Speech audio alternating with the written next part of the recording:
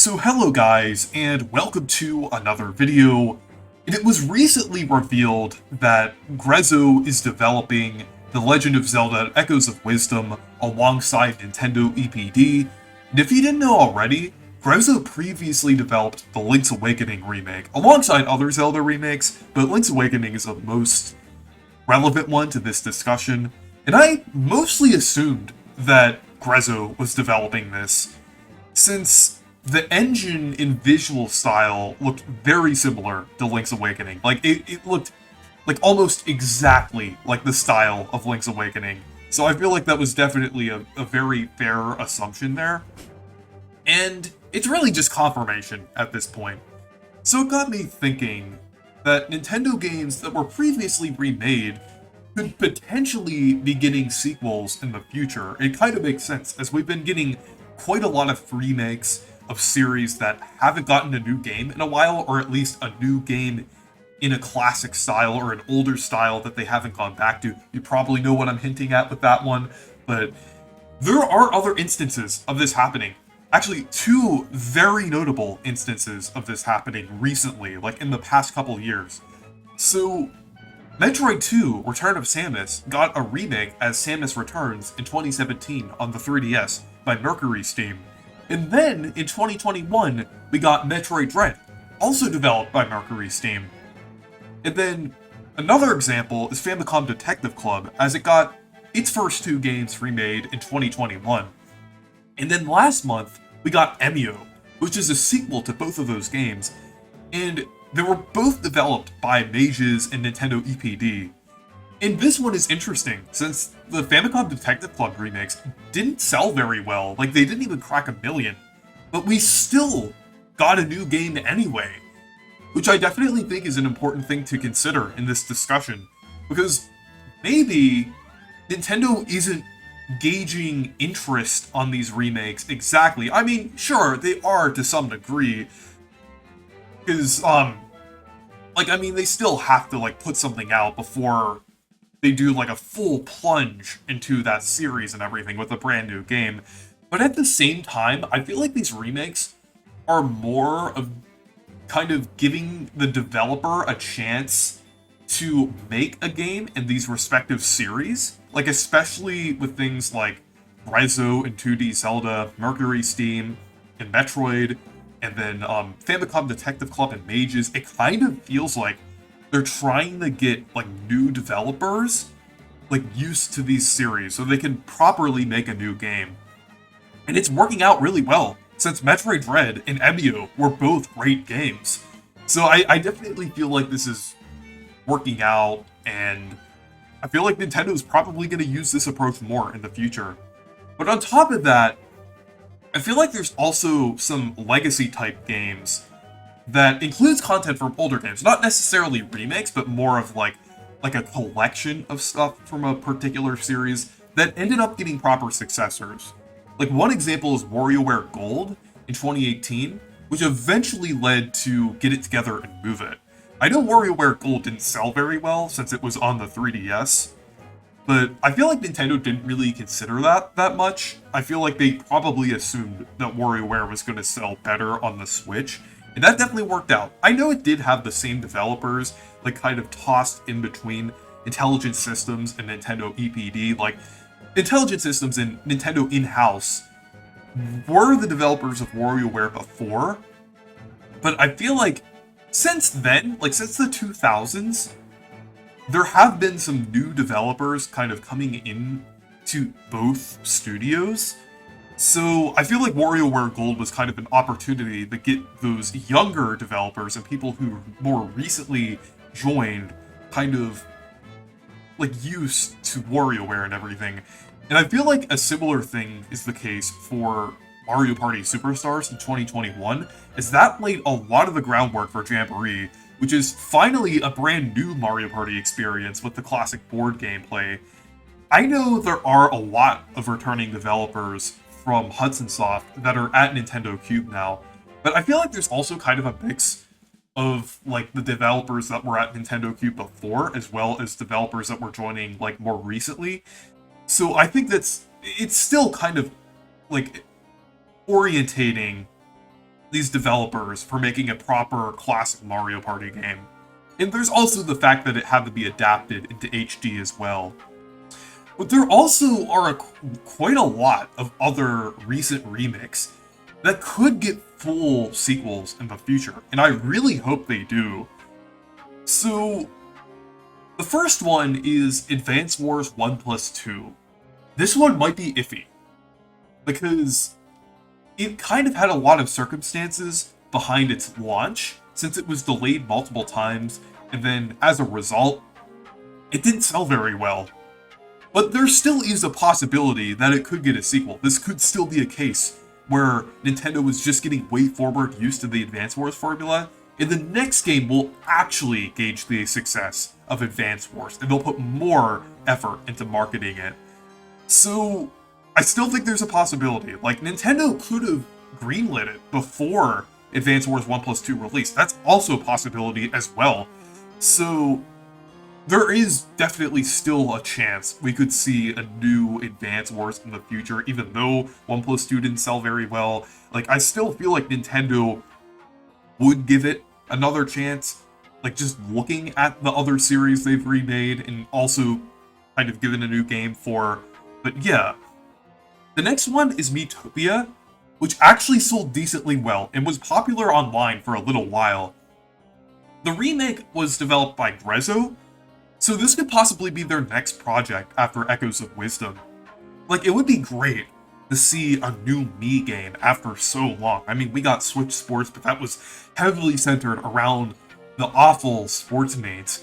But, like, Miitopia fully coming back with a sequel and kind of expanding even more upon its formula. I know Miitopia is, like, a very gimmicky RPG, but if they added, like, even, like, more interesting elements, like, imagine if the next game you actually have, like, an overworld that you move around in, they do different things like that, maybe have, like, an even more interesting Mii Maker, because I know, the Miitopia remake had an amazing Mii Maker. You could basically make anything out of its Mii Maker. Like, I'd see people making, like, Nintendo 64 Mario, all sorts of crazy things like that. You could make, like, Peter Griffin, or you could make, like, a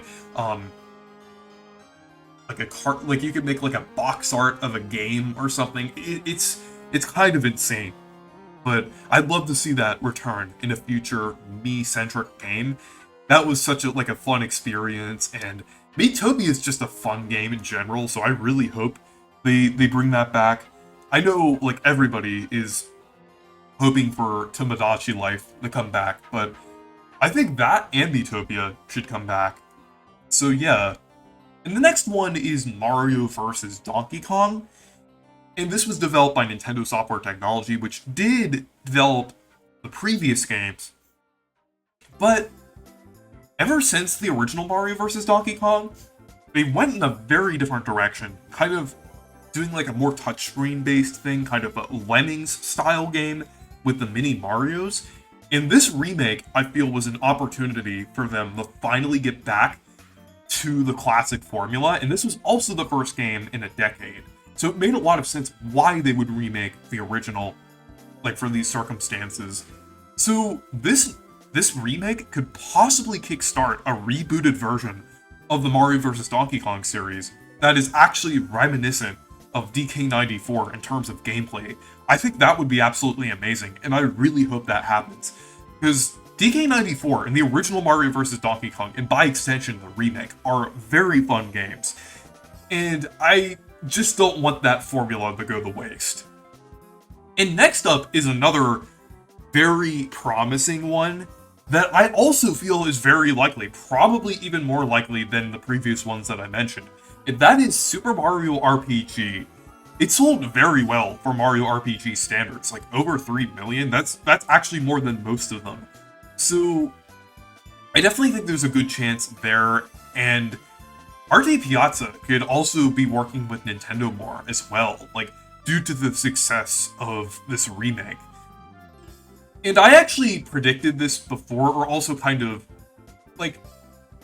gave that as a potential path that Nintendo could go down for Mario RPGs in the future when working with Arte Piazza. I remember back then I threw out the possibility of them developing a Mario and Luigi game, but now that we know that other developers are handling the Mario and Luigi series, probably Ilka, from what we know so far from Brothership, because that's where most of the Alpha Dream, or the most Alpha Dream employees went to out of all the ones that they were dispersed to. So now we have Arte Piazza possibly developing a sequel to Super Mario RPG. I think that would be really cool. I think there's a lot of potential for it. Like, I think they could go in a different direction from Paper Mario and Mario and Luigi sequels and kind of build off of the original game's characters and world and things. I mean, sure, they would do new things to it, explore new locations and things, but I think there's definitely a good opportunity there to have, like, bring Geno and Mallow back, and then introduce even more new characters on top of that kind of fit in with the style and world of Super Mario RPG. I think would be a really cool idea, and also the battle system could improve upon, like, Mario RPGs as well. Like, I know the remake already added combos and triple moves, but they could do even more and kind of have, like, a balance between, like, the action commands and wacky features of Mario RPG battle systems with, like, a traditional RPG battle system. I think that would be cool to see expanded upon. And then finally, for the final game here, we have Paper Mario: The Thousand-Year Door. I know Paper Mario consistently gets sequels, but this is kind of a different circumstance here. Paper Mario sequels are very different from the classic games. So what I'm saying for this is that Thousand Year Door is kind of like a return to, like, the classic style, like 64 and Thousand Year Door, and then story and characters for Super Paper Mario. So a sequel following the Thousand Year Door would expand upon more of those aspects, rather than the deviation that the series took in the modern games. I'm not saying that it should completely abandon the ideas of the modern games, because the Thousand Year Door remake actually incorporates a few really cool elements from the modern games, such as, like, the collectibles, unlocking, like, the art gallery and music, all of these really cool expressions and animations, as well as that slight paper theming as well, which looks really cool. And they can also bring back, like, the fun little things from the modern games, like Birdo and different things like that, but I don't think they should completely abandon the stuff from, like, Sticker Star through Origami King, because I thought there were a lot of really cool ideas, especially in Origami King. Like, I'd love to see the next Paper Mario game have world design similar to Origami King, but in terms of the core gameplay and story, I feel like expanding upon Thousand Year Door is probably the best direction to go in at this point. It sold pretty well for Paper Mario standards with the remake, but Intelligent Systems probably already made up their mind anyway, since the remake was completed in 2023. And the Thousand Year Door scored really well, and it actually scored higher than the original. So I feel like there's definitely a lot of incentive there to build off of Thousand Year Door, while also kind of incorporating some welcomed elements from Origami King in there. But yeah, I just really hope the Mario RPGs thrive again after these remakes and Brothership.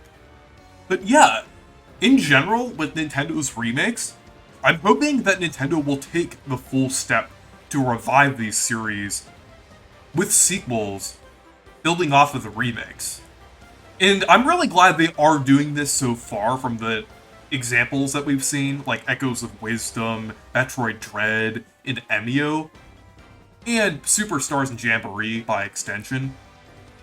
So I'm really hoping they'll continue this, and there's definitely a lot of potential, and definitely a lot of hope from these dormant series.